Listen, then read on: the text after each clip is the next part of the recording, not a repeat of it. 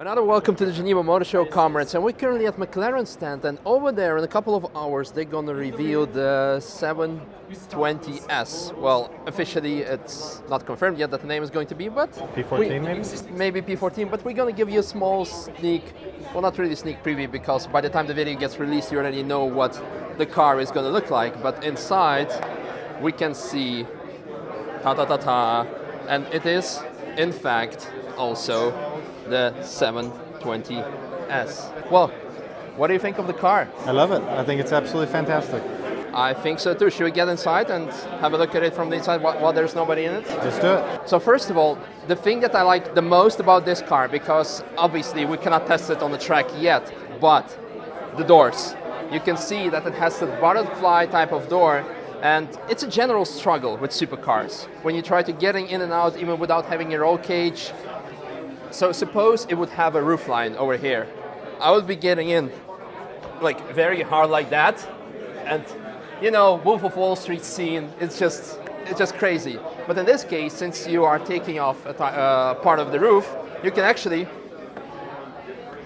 ta-da, and very easy to get in and out. Welcome on board, sir. Let's close the doors for less sound. So first, the interior. We already had a quick look at the car, and the first thing that I will truly like is this display over here, and with a push of a button over here, go away. Put it into track mode. Yeah, and then you get still an extra display, track mode, which is... Well, we're in track mode already here. Yeah. So you can do the different settings, but this view is intended for performance driving, I suppose. Yeah, so as less distraction as possible. So you can, and then on the street driving, you can get that back on again. And the cool thing that I like the most, once you put it in the track mode, on this switch over here.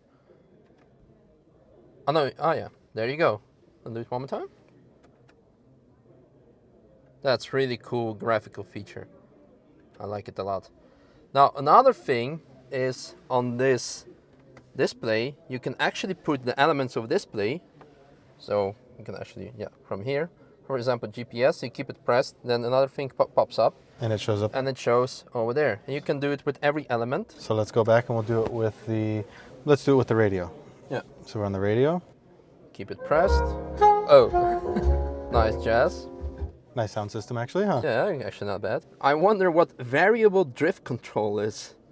Let's get the key and find out. To use set handling to sport on track mode. Let's do that. We've done that, It but is. I think the problem is the car's off. Some other things, the name says it already 720, so it's gonna have 720 horsepower, which is almost 50 horsepower more than 675 LT. It is? We are most probably gonna compare those two cars because, well, if you're new to the channel, Robert has 675 LT and an LT Spider, and the idea is to have this car at the Nordschleife around May-ish, and to compare those two cars with each other. Because, well, we've been talking with people from McLaren, and they told us that those are kind of different cars, but then again, the same. So yeah. We just spoke with Chris Goodwin. He's the test driver for McLaren, and he told us about some of the really exciting things that are in this car in terms of the suspension, the active dampening. It takes it from a level that's measuring what you're doing in actual driving. The old technology, which is still pretty advanced, if I could say. Yeah. The new technology actually takes what you're doing, but it also applies what is the road doing actively. So the old active handling in the LT, which is still pretty advanced, but we're going to have to call it the old technology, has sensors in it, and it senses what are you doing as the driver, what are your inputs, and it does its variable dampening based on that. The new technology takes your inputs as well as what the road is actually doing, and it adjusts the dampening per corner at a much higher sample rate and a much more efficient rate, so that you're going to have much better feedback, much better car control, and much better body control. Basically, that's the future right here. And you are thinking of getting one of those? Yeah, we're definitely going to get one of these. Yeah, definitely. Yeah, I really like it. I had my questions about it. Obviously, you know, this trim right here, it's pretty neat. This is one of the first McLaren seats that is not the sport seat or the race seat that I feel truly like it's a good hybrid. It's something that can be comfortable, that you can drive in. It's electric. So I think for my wife, Tiffany, she's going to absolutely love being able to lift herself up see out of the car. And then when I get in it, be able to put it down. And I'm sure we're going to be able to get a harness bar in here. So if we want to have a little bit of fun. Yeah, there's actually quite some space in the back where you could put like a small bag. One of the little things I'm kind of bummed about, I'm kind of fond of seeing the motor through the rear glass. That's true. But I mean, for the space that you get, you can do trips, put jackets and things in there. I'm pretty excited about that. Yeah, your mobile phone here and this net over here probably. Yeah, that's usually good for the car's papers too. But no, the technology, I mean, the technology is great, but the fit and finish is to a whole nother level. The switches, the dials, everything's just much more refined in this car than in the previous models. I'm really happy with it. I think it's pretty cool. Let's have a quick look on the outside because we've seen everything from the inside by now. Again, let me demonstrate how easy it is to get out.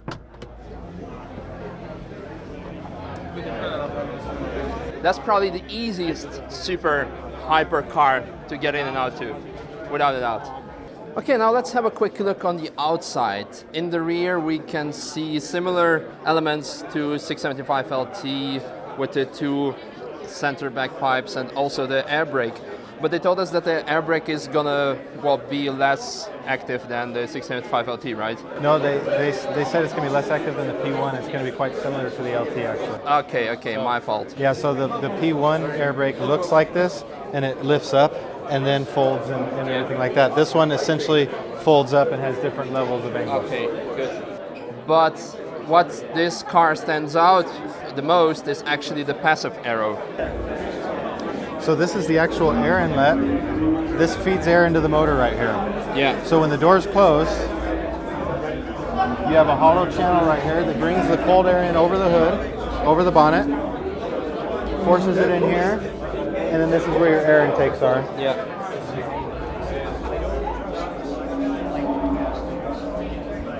So a good shot would be as if you come up over the front of the car and then down. Yeah. It looks very organic, I must say. You've got air coming in here that dissipates here, and it basically you normally get dirty air coming over the windshield, and this smooths out that airflow going over the windshield. The front, I must say, looks quite futuristic because we've seen already some spy shots. Someone took a picture with Nokia 3310, I think, a couple of months ago, and already yesterday a picture leaked out, and I was kind of doubting the front. I couldn't make much of it. I think this is a car you have to see in person. Yeah, it is, and it really is futuristic.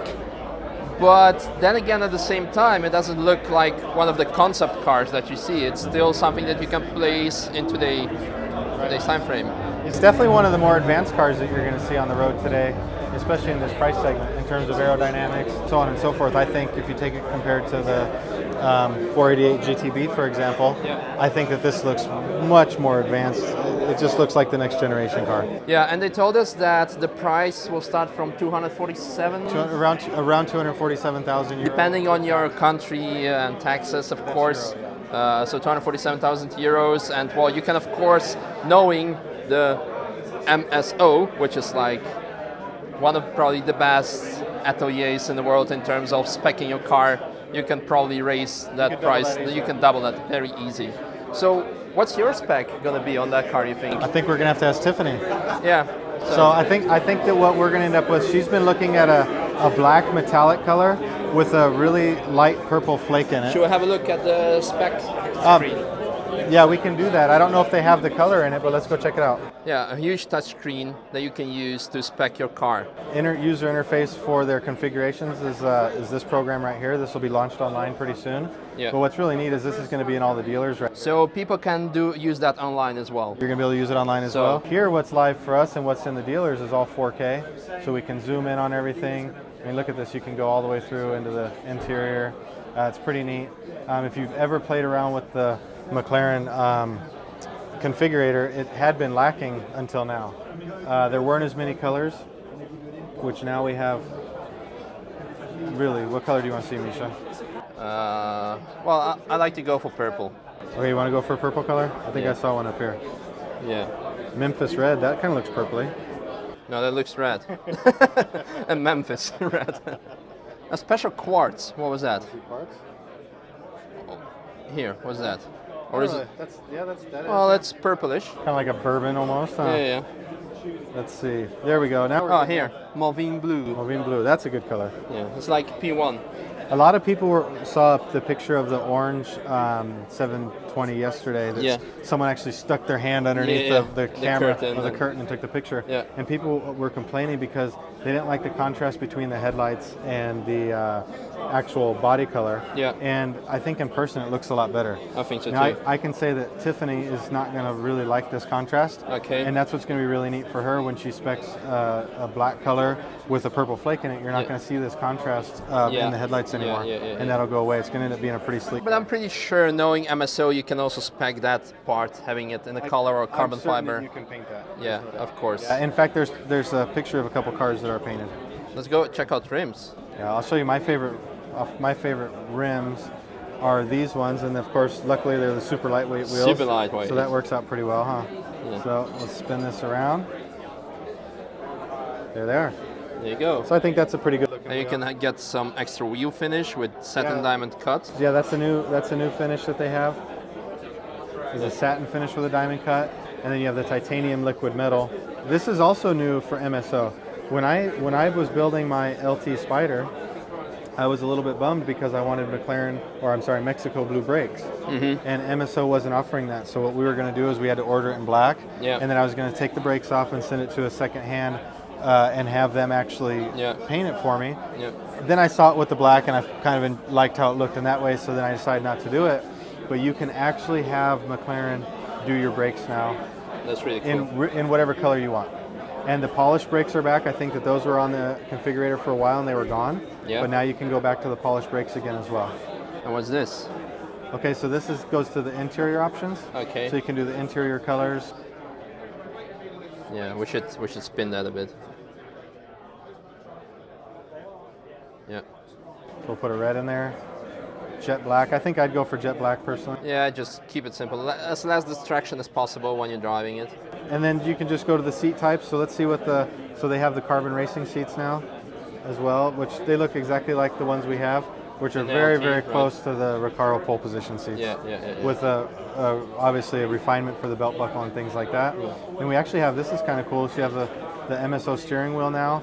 I imagine that has to do with, So the car that we sat in was without MSO steering wheel. I think it did have MSO steering wheel because it had the carbon fiber. Oh, no. No, actually no. Oh yeah, you're right. The carbon fiber was only here. Yeah, This yeah. is the whole wheel is carbon Yeah, fiber yeah, now. So then we have this- what's the air vent barrel? That's this right here. These barrels, you can get them. In carbon. If I can spin this some more. I think I froze it up. And that's Well, we broke the system, but well, like we told you, he's gonna get one. So I'm pretty sure there'll be a video of us, or actually Tiffany, his wife, specking this car, and we're gonna see what's up. And most importantly, if you're new to this channel, make sure to subscribe because we are probably gonna be one of the first people, if not the first people, that are gonna test this car on a Nordschleife and comparing it with 675 LT. Well, I hope you enjoyed this review, and again, if you like it, make sure to subscribe and don't forget to share it with your friends. And let's check out something else of the New Motor Show.